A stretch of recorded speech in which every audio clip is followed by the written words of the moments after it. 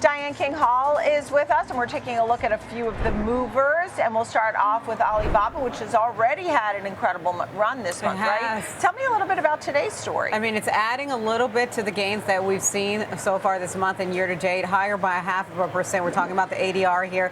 You've got an upgrade here, another group becoming more bullish on this one. That's Earth Group. They've upgraded shares to a buy from a hold. They say the company developing very well in AI applications. They're paying attention to the e-commerce business. They note that. They cite that. And the international segment they say are strong.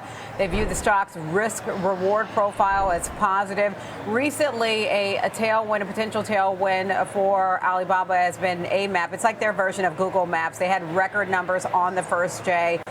They're in that period of time where it's a big holiday season, a big Chinese holiday. They call it Golden Week. It's a consumer holiday, kind of like it reminds me, as I understand it, about our Black Friday week, essentially. So that potentially a tailwind for the company, although they've been leaning more into AI recently, and that's what investors have been paying attention to. You can't forget about the consumer piece of the puzzle, the e-commerce piece of the puzzle for Alibaba. Analysts, though, are indeed becoming more bullish in general as Alibaba pushes more into artificial intelligence, not using it just to use it, but trying to make money from it through its cloud division as well and building its own AI chips. You had JP Morgan Chase becoming more bullish as well this week. That was on Alibaba Group, the Hong Kong shares. They have the most bullish price target. Look, this went from $58 a few years ago up to this most recent high of $192 and change. That's right. And, I looked to see, because I said I felt like it's really been soaring. 1 month up 45% for Alibaba. So whether you love Chinese stocks, you don't love Chinese stocks, because people do go back and forth on that.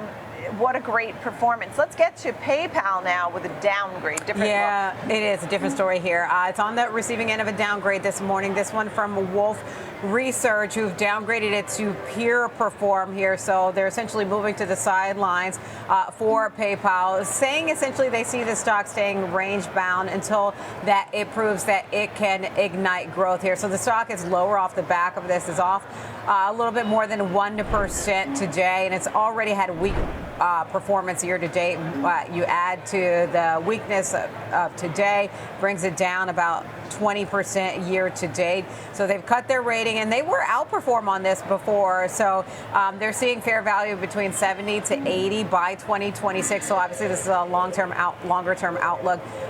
They do think PayPal, they couch this, they think PayPal looks financially solid in terms of cost cuts and Venmo momentum and this Google AI partnership, but they want more proof in terms of branded growth. Can that accelerate there? So the big question is, can PayPal accelerate growth in its branded checkout business? That's critical when you think about market share, long-term profit, and analysts just clearly aren't convinced. And now Wolf Research joining that group of analysts who's not convinced about PayPal. Okay, and last but not least, just when you thought it was good news for Boeing, not necessarily good news for Boeing. A little bit of turbulence this morning. This is a Bloomberg report here, and earlier it managed to shake this off. I'll give you a check of where shares are in just a moment. A little bit lower, but not by much. It's not being dinged hard. So here's the Bloomberg report that Boeing's flagship 777X facing another delay. It's not expected to fly commercially until 2027. That's at least 2 years later than planned and 6 years past the original target. So this is just some turbulence that Boeing doesn't need, especially given the progress that it's made on a lot of fronts this year. The setback could trigger a non-cash charge of up to $4 billion, adding up to more than $11 billion in cost overruns here. The launch customers, that's Lufthansa and Emirates, they're already adjusting their fleet plans as a result of this. And this is the 777X is Boeing's big bet on the long-haul market, so that's why that matters. But if you have these repeated delays, that could, hit Boeing's financial recovery, which has made a lot of progress this year. It's just something it doesn't need.